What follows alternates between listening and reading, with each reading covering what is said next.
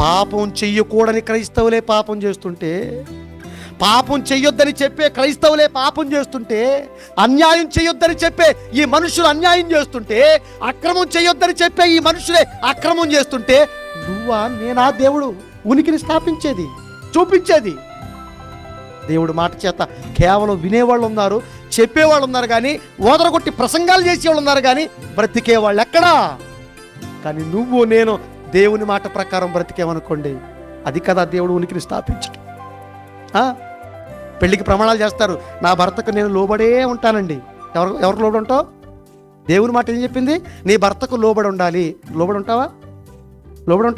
లేదా నీ భర్తే నీకు లోబడి ఉండాలా? ఎలా అయిపోయింది? అట్టు తిరగబడిపోయింది కదండి.